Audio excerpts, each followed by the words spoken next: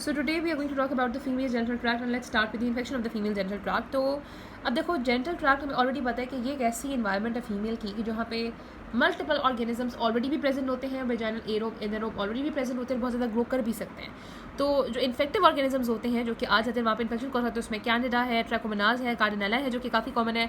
Significant discomfort ये cause कराते हैं. कुछ लोग सीरियस मतलब यूजुअली सीरियस सिक्वल इतने नहीं होते. और नेग्लेरिया गोनोरिया जो क्लैमिडिया इन्फेक्शन है ये काफ़ी सीरियस होते हैं क्योंकि इनकी जैसे इनफर्टिलिटी हो सकती है. ग्रुप बी स्ट्रेप्टोकोकस की वजह से जो है वो pre term deliveries, still birth, neonatal infection हो सकते हैं. Virus specially herpes simplex virus और ह्यूमन पेपिलोमा ये बहुत इंपॉर्टेंट है कि इनकी वजह से मॉर्बिडिटी हो सकती है. एचएसवी की वजह से पेनफुल जेनिटल अल्सरेशन है और एचपीवी ऑब्वियसली कैंसर कॉज कर सकते हैं. देखेंगे वेजाइनल बल्बुला कैंसर ये सारे कॉज कर सकते हैं. और इसी तरीके से जो सेक्सुअली ट्रांसमिटेड होते हैं जैसे आपके पास यहाँ पे ट्रैकोमोनाज है, गोनोरिया है, माइकोप्लाज्मा है, क्लैमिडिया है, एचएसवी है, एचपीवी है, ये लेस कॉमन होते हैं इन्फेक्शन.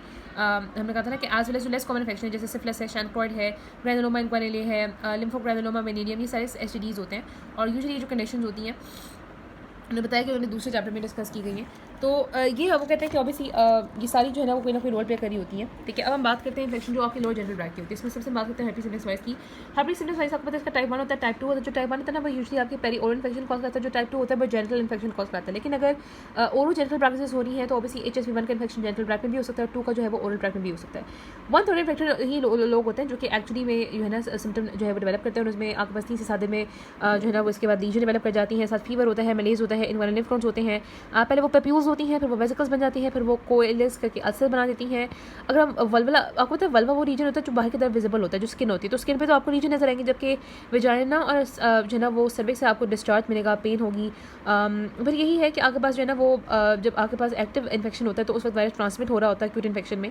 अगर इन्फेक्शन यूजुअली 1 to 3 वीक्स में लगता है इसमें वायरस जो है वो ट्रांसमिट होता है, माइग्रेट करता है रीजन. अच्छा, अगर वो एक्टिव इन्फेक्शन में रीजन में जाकर माइग्रेट कर जाए तो वो कभी भी दोबारा से इन्फेक्शन कॉज कर सकता है. उसको यहाँ पे लेटेंट इन्फेक्शन कहते हैं. और बाकी हमने बता दिया था कि अब देखो ये हमने बात की है कि जहाँ पे ग्यारह पे बैठ जाता है तो जब भी कभी आपके पास जो है ना वो स्ट्रेस, ट्रॉमा, कोई वायरल इन्फेक्शन, कोई हार्मोनल चेंज, कोई आपके पास यहाँ पे जो है ना इम्यूनिटी कम होगी तो ये दोबारा से इन्फेक्शन जो है वो हो सकता है. मॉर्फोलॉजी में देखें तो ये होता है आपके पास अल्सरेशन में वहाँ पे बायोप्सी करेंगे तो वहाँ पे अल्सरेटेड एरिया में एपिथेलियम जो है वो डिस्क्रिमिनेटेड होगी. अल्सर के बेड में आपको एक्यूट इन्फ्लेमेशन मिलेगी और आपको जो है ना वो मल्टी न्यूक्लिएटेड स्क्वामस भी मिल सकते हैं जहाँ पे वो कहते हैं कि वायरल इंक्लूजन. और वायरल इंक्लूजन जो है वो एओसिनोफिलिक भी हो सकते हैं, बेसोफिलिक भी हो सकते हैं और ग्राउंड ग्लांस उनकी अपीयरेंस होती है. अच्छा, यूजुअली एक्टिव फेस में जो है इन्फेक्शन ट्रांसमिट होता है, लेकिन जो लोग लेटेंट होता है ना जिनमें गैंग्लिया में जाके वो बैठा होता है उसमें भी बात अगर एसिम्प्टोमेटिक शेडिंग जो है वो हो सकती है. वुमेन में ये ज़्यादा ट्रांसमिट होता है. HSV, अच्छा ये चीज़ ध्यान रखना कि अगर HSV1 का इन्फेक्शन हो जाता है एक दफ़ा तो HSV2 से हमें थोड़ी सी प्रोटेक्शन मिल जाती है, लेकिन HSV का इन्फेक्शन जो होता है वो HIV जो होता है ना उसके एक्विजिशन और ट्रांसमिशन को बढ़ा देता है. अच्छा, सबसे खतरनाक बात यह है कि अगर आपके पास ये इन्फेक्शन जो है वो किसी फीमेल ने हार्बोर किया हुआ है तो इट इज़ प्रेफर्ड कि आप यहाँ पर उसकी वेजाइनल डिलीवरी ना की जाए, उसका सिजेरियन सेक्शन की जाए, क्योंकि एक्टिव इन्फेक्शन में भी और अगर खासतौर पर प्राइमरी इनिशियल लीजन है तो वो बहुत ज़्यादा खतरनाक होता है. वो आपके पास न्यूनेट को ट्रांसफर हो सकता है. आपको पता लगता है न्यूनेटल मॉर्बिडिटी जो है वो हो सकती है. नेट्रोसिस में यही है कि आपने टिपिकली HSV डिटेक्शन करी है, आपने कल से लेना है, उसको एस्पायर करना है, 72 आवर्स में आपको मिल जाएगा. अलग से भी हम यहाँ पे PCR और आपके पास एलिसा और डायरेक्ट इम्यूनोफ्लोरेसेंस टेस्ट जो है वो HSV को डिटेक्ट करने के लिए करा सकते हैं. आपने रखना है कि एंटी HSV एंटीबॉडी आपको प्राइमरी इन्फेक्शन में नहीं मिलेंगी. अगर आपको ये मिली तो उसका मतलब है कि कोई रिकरेंट या लेटेंट इन्फेक्शन होता है. तो कोई ट्रीटमेंट तो नहीं है आपको, तो लेटेंट की तो कोई ट्रीटमेंट नहीं है, लेकिन आप यहाँ पे एंटी वायरल ड्रग जैसे एसाइक्लोविर, फेविपिराविर ले सकते हो. ओके, वायरस की हमने बात करी. दूसरे हम यानी कि और इन्फेक्शन की बात करें तो मोलस्कम कंटेगियोजम में क्यूटेनियस म्यूकोजल लीजन कॉज आती है. पॉक्स वायरस में होता है, MCV 1 से लेकर 4 तक इसकी टाइप होती है. ये भी सेक्सुअली ट्रांसमिटेड होता है, लेकिन ये क्योंकि मोलस्कम कंटेगियोजम है तो याद रखो यहाँ पे ना कि ये बच्चों में होता है. ठीक है, मोलस्कम कंटेगियोजम. ठीक है, माइक्रो से याद रख लो, जो भी M से माइक्रो तो M से बचा पे माइक्रो से मीन स्मॉल, तो यहाँ पे 2 से 12 साल के बच्चों में होता है. ये नहीं कि उसमें सेक्सुअली ट्रांसमिट नहीं होता, वो डायरेक्ट कॉन्टैक्ट से या शेयर आर्टिकल की वजह से होता है. और बच्चों के अंदर जो है वो ट्रंक पे, आर्म्स में, लेग्स में लीजन होगी. लेकिन एडल्ट्स में जो सेक्सुअली ट्रांसमिट होगा तो आपके पास लोअर एब्डोमेन में, बटॉक्स में, इनर थाई में आपके पास लीजन होती है.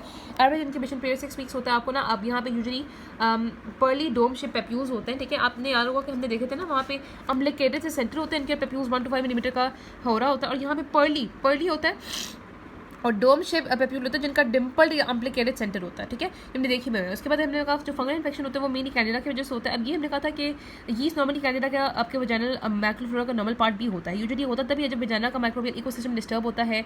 डायबिटीज़ की वजह से, एंटीबायोटिक्स, प्रेगनेंसी है, या फिर आपके पास न्यूट्रोफिलिया हेल्पर 17 की इम्यूनो कॉम्प्रोमाइजिंग है. तो ये सारी चीज़ें होती हैं, इसकी वजह से vulvovaginal pruritus, oedema, swelling, curd like, अच्छा हम कैंसर में डिस्चार्ज होते हैं, यहाँ पे कर्ड लाइक डिस्चार्ज होता है, ठीक है। म्यूकोजल अल्सरेशन भी हो सकती है, आपको जो है वो स्यूडोस्पोर्स और फिलामेंटस हाइफी मिलते हैं जब आप KOH माउंट करते हो, वेट माउंट करते हो यहाँ पे स्मेयर्स का, ठीक है। और ये सेक्शुअली ट्रांसमिटेड इतना ज़्यादा नहीं होता यूजुअली, ये आपके पास एक ऑटो इम्यून होता है, ऑटो इम्यून कह रही हूँ, इम्यूनिटी कम होने की वजह से ये यूजुअली हो जाता है जब आपका वजाइनल माइक्रोफ्लोरा का इकोसिस्टम डिस्टर्ब होता है। जो ट्रैकोमोनास वजाइनस है ये आपको पता होना चाहिए, इसमें ओमेटी प्रोटोजोन है, ये सेक्सुअल कॉन्टैक्ट से ट्रांसमिट होता है। आपने हर किसी में डिस्चार्ज रखना है, यहाँ पे येलो फ्रॉथी डिस्चार्ज होगा, टी से यहाँ पे फ्रॉथी होता है, यहाँ पे ना 3 Ds होते हैं। एक तो यहाँ पे रेड में जो डी होता है ना, वहाँ पे फायरी रेड, यहाँ पे सर्वाइकल म्यूकोजा जो होता है बहुत ज़्यादा रेड होता है, क्योंकि मार्क डायलिटेशन हो जाती है। इवन कि वो कहते हैं कि कॉल्पोस्कोपिक अपीयरेंस में आपको स्ट्रॉबेरी सर्विस नजर आती है। इसके अलावा डी से है आपके पास यहाँ पे डिस्कम्फर्ट भी है, वल्वोवैजिनल डिस्कम्फर्ट, डिसयूरिया है, पेनफुल यूरिनेशन, और dyspareunia which is the painful intercourse. पर कार्डिनल वजाइनलिस जो है कि एक आपके पास ब्राउन नेगेटिव कोकोबैसिलरी है, इसकी वजह से बैक्टीरियल वेजिनोसिस होता है, वेजिनाइटिस नहीं होता, वेजिनोसिस होता है, इसमें thin green grey malodorous fishy discharge होता है। तो आपके पास फंगल में कर्ल लाइक डिस्चार्ज है, यहाँ पे फ्रॉथी येलो, यहाँ पे आपके पास ग्रे ग्रीन फिशी डिस्चार्ज है। पास में जो है आपका सुपरफिशियल इंटरमीडिएट आपको वह है वो कोकोबैसिलाई जो है शैगी कोट मिल जाता है, ठीक है। यूजुअली इसके साथ anaerobic vibration cocci, alpha haemolytic cocci वगैरह भी आपको मिल जाते हैं कल्चर्स में। यूरोप्लाज्मा यूनिटिकम माइकोप्लाज्मा भी वेजिनाइटिस, सर्वाइसाइटिस और कोरियोमेनिटिस और प्रीमेच्योर डिलीवरी कॉज करा सकते हैं। क्लेमेंटिया ट्रोकोमाटिस खतरनाक होता है थोड़ा सा, ये सर्विक्स में भी इंफेक्शन कॉज होता है, फिर सर्विक्स के ऊपर यूट्रस में भी जा सकता है, एंडोमेट्रियम में एंडोमेट्राइटिस और फेलोपियन ट्यूब में सल्पिंगाइटिस भी कॉज कर सकता है, ये पेल्विक इन्फ्लेमेटरी डिजीज भी कॉज कराता है। तो अगर आपके पास लोअर यूरिनरी जेनिटल ट्रैक्ट का इन्फेक्शन हुआ, लेकिन वो जेनिटल ट्रैक्ट का इन्फेक्शन जो है वो अपर ट्रैक्ट में चला गया, सर्विक्स ऊपर यूट्रस में, और फिर यूट्रस से यूट्राइन ट्यूब में, ओवरीज में चला गया, तो उसको हम यहाँ पे पेल्विक इन्फ्लेमेटरी डिजीज कहते हैं। इसमें आपके पास वो अपवर्ड स्प्रेड करता है और उसकी वजह से pelvic pain, एडेक्सल tenderness, fever, vaginal discharge हो सकता है। इसका जो ऑर्गेनिज्म है वो NPC है, नाइजीरिया गोनोरिया, क्लैमिडिया और प्यूबरन इन्फेक्शन, यानी कि अबॉर्शन के बाद या पहले या प्रेगनेंसी के बाद, डिलीवरी के नॉर्मल या नॉर्मल डिलीवरी के बाद होता है, उसको प्यूबरल कहते हैं। इसके अलावा हमने कहा था कि पोलीमाइक्रोबियल भी हो सकता है, स्टैफ, स्ट्रैप और कोलिफॉर्म्स और कोलेस्ट्रीडियम परफेंजिस भी इन्वॉल्व हो सकते हैं। अगर गोनोकोकस इन्फ्लेमेशन होती है ना, तो गोनोकोकस की वजह से वो कहते हैं कि आपके पास 2 से 7 दिनों में वो अपेयर करते हैं, जो आपका एंडोसर्वाइकल म्यूकोजा होता है वो बहुत ज़्यादा इन्फ्लेम्ड होता है। यूजुअली वो कहते हैं कि आपके पास ये कहाँ पे होता है, बिगिन वेस्टिबुलर या पेरीयूरेथ्रल या बाथरूम ग्लैंड से अपेयर करते हैं, और वहाँ से ऑर्गेनिज्म जो है वो अपर जा सकता है फेलोपियन ट्यूब में, ओवरी नीचे में। नॉन गोनोकोकल में क्या होता है कि यूजुअली इसके बाद न्यूज अबॉर्शन हो जाती है और डायलेटेशन और क्यूरेटेज होती है आपकी बस यूट्रस की। और हमने कहा था कि लिम्फेटिक और वीनस स्प्रेड से जो है ना ये स्प्रेड करते हैं, जिसकी वजह से इसमें ना डीपर लेयर ज़्यादा इन्वॉल्व होती है। अगर मॉर्फोलॉजी की बात करो ना, तो जो गोनोकोकस इन्फ्लेमेशन होती है उसमें मैंने कहा अक्यूट इन्फ्लेमेशन के तरह के सिम्टम आते हैं, आपको एंडोसर्वाइकल म्यूकोजा बहुत ज़्यादा इन्फ्लेम मिलती है। ऑब्वियसली जो भी आपको इसमें जो कि वहाँ पे डिप्लोकोकाई आपको नजर आएंगे, इस तरह से ग्राम नेगेटिव डिप्लोकोकाई आपको मिलेगी, गोनोकोकल DNA RNA भी डिटेक्ट कर सकते हो करना चाहो तो। एंडोमेट्रियम यूजुअली वो कहते हैं कि हमें नहीं पता क्यों, लेकिन वो स्पेयर हो जाती है। लेकिन अगर हम बात करें ना आपकी फेलोपियन ट्यूब की, तो फेलोपियन ट्यूब में भैया अक्यूट सेपरेटिव सल्पिंगाइटिस होता है, वो ट्यूब जो है वो कंजेस्टेड होती है, वहाँ पे आपको इन्फिल्ट्रेट्स मिलते हैं, न्यूट्रोफिल्स, प्लाज्मा सेल्स, लिम्फोसाइट्स आपको नजर आते हैं, यहाँ पे आपको ग्लोबिन से पता चल जाएगा, ठीक है। अच्छा, अगर वही ट्यूब की वजह से बाकी मैंने कहा कि क्यों होता है इससे कुछ, ट्यूब जो है ना एपिथेलियल इंजरी भी होती है और प्लाइका भी स्लफ हो जाते हैं, तो ट्यूबल ल्यूमेन फेल हो जाते हैं प्रोडक्ट एक्सुरेट से भी। अगर वही एक्सुरेट आपके पास ओवरी में जाए तो सेल्पिंग ओवराइटिस भी हो सकता है, अगर कलेक्शन पास हो जाए आपकी ओवरी में तो उसको यहाँ पे ट्यूब ओवरियन एब्सेस कहते हैं। अगर आपके पास सिर्फ ट्यूबल ल्यूमेन में होता है आपके पास, उसको हम पारासेल्पिंग्स कहते हैं, ठीक है। अच्छा, अब कहते हैं कि अगर आपके पास जो है ना वो यही जो है वो फ्लूइड ऑर्गेनिज्म चला जाए, एपिथेलियम डेन्यूट फिर भी पड़ी रहेगी, ऑब्वियसली वो जो ट्यूब है वो एक दूसरे को अडहेयर कर जाएगी, फ्यूजिंग होगी, क्योंकि रिपरेटिव स्कारिंग प्रोसेस वगैरह होती है, तो वो ग्लैंड लाइक स्पेसेस बन जाएंगे जिनके ब्लाइंड पाउचेज होंगे, ये क्रॉनिक सल्पिंगाइटिस की निशानी होगी। इसकी वजह से जाहिर सी बात है इनफर्टिलिटी होगी, एक्टोपिक प्रेगनेंसी होगी। हाइड्रोसेल्पिंग्स होता है कि अगर आपके पास ट्यूब लॉक हो गई ऑलरेडी और वहाँ पे फिम्ब्रिया फॉर एग्जाम्पल अगर जो है वो फ्यूज कर गया और आपके पास वो सिक्रेशन है वो ट्यूब में कनेक्ट की जा रही है तो डायरेक्ट कर जाती है, उसको हाइड्रोसेल्पिंग्स कहते हैं। गोनोकोकल इन्फेक्शन के मुकाबले में जो PID होती है, जो कि स्टेप से होते हैं, उसमें म्यूकोजा ट्यूबल में इन्वॉल्व नहीं होता, डीपर टिश्यू ज़्यादा इन्वॉल्व होते हैं, और ये ना ज़्यादा आपके पास क्योंकि बाहर से स्प्रेड करते तो ये बाहर ज़्यादा है, ब्रॉड लिगामेंट में जाता है, पेल्विक स्ट्रक्चर में जाता है, पेट्रोनियम में जाता है, बैक्टीरिया में इसकी कॉम्प्लिकेशन है। अगर मैं अक्यूट कॉम्प्लिकेशन की बात करूँ PID में, तो इसमें बैक्टीरिया और क्रॉनिक में आपके पास यहाँ पे infertility, tubal obstruction, ectopic pregnancy, pelvic pain और इंटेस्टाइनल ऑब्स्ट्रक्शन आ जाती है।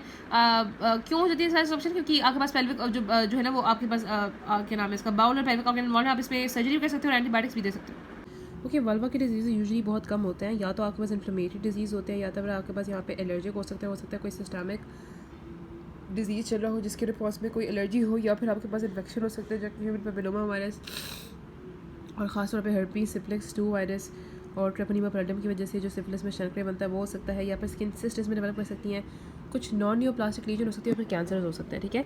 लेकिन it is more prone to superficial infect. आपको पता है ना, देखो इन्फ्लेमेटरी में मैंने बताया था कि आपके पास कोई भी स्किन है, क्योंकि वल्वा आपके पास स्किन का पार्ट है, आपको पता है कि अंदर जो है वो म्यूकोजल फोल्ड्स होते हैं, लिबिया माइनोरम को कहते हैं, और बाहर की तरफ आपके पास बड़े वाले कौन से हैं, लिबिया मेजोरा, जहाँ पे आपको पता है आपका हेयर होता है, फिर ये आपका जो है वो मॉन्स पीबस वाला पार्ट है सारा, जहाँ पे हेयर होता है। तो ये लिबिया मेजोरा, लिबिया मिनोरा जो है वो ये वाला पार्ट होती है, क्योंकि स्किन है तो जितने भी स्किन की डिजीज़ है, सोरियासिस, एक्जिमा, एलर्जिक डर्मेटाइटिस, इसको इन्फेक्ट कर सकती हैं।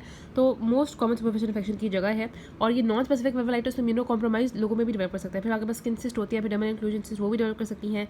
साथ ही यहाँ पे जो कैंसर है उसमें squamous cell carcinoma, basal cell carcinoma और मेलानोमा जो है वो यहाँ पे हो सकते हैं, ठीक है। और हम यहाँ पे बात करते हैं कि डिसऑर्डर्स जो यहाँ पे होते हैं, होती है आपकी बार्थलिन सिस्ट। अब वो होता ही है कि आपके पास ना बार्थलिन ग्लैंड होता है। अच्छा, बार्थलिन ग्लैंड जो होता है ना, जिसको यहाँ पे हम ग्रेट वेस्टिबुलर ग्लैंड भी कहते हैं, ये जो है ना, रिमेंबर कि ये वो ग्लैंड होते हैं जो कि वेजाइनल लुब्रिकेशन के लिए रिस्पॉन्सिबल होते हैं, और ये बल्बा यूरेथ्रल जो ग्लैंड होता है ना मेल में, उसको कॉरेस्पॉन्ड कर रहे होते हैं। अब जब भी कभी इन्फ्लेमेशन होती है, हमने बताया था कि इस ग्लैंड की, तो इसकी वजह से एक्यूट इन्फ्लेमेशन को हम एडेनाइटिस कहते हैं, वहाँ पे एब्सेस बन जाती है। अगर इस तरह की वो एब्सेस बन जाए इन्फ्लेमेटरी प्रोसेस की वजह से, कि उसकी वजह से ना ये हो जाए कि आपकी ऑब्स्ट्रक्शन हो जाए ऑरिफिस की बाथरूम ग्लैंड की, और वहाँ पे सिस्टिक डायलेटेशन हो जाती है, तो उसको हम यहाँ पे ये आपको नज़र आ रही है, ये ना ये एक सिस्ट ही बन जाती है, उसको हम यहाँ पे बाथरूम ग्लैंड की सिस्ट कहते हैं। It is line by transition and squamous epithelium, 3 से 5 सेंटीमीटर डायमीटर की हो सकती है। इसकी वजह से पेन और डिस्कम्फर्ट होती है। इसको हम एक्सरसाइज कर सकते हैं या फिर ओपन कर सकते हैं परमानेंटली, जिसको यहाँ पे मार्च सुपियलाइजेशन कहते हैं। फिर आती है आपकी नॉन न्यूप्लास्टिक एपिथेलियल डिसऑर्डर्स।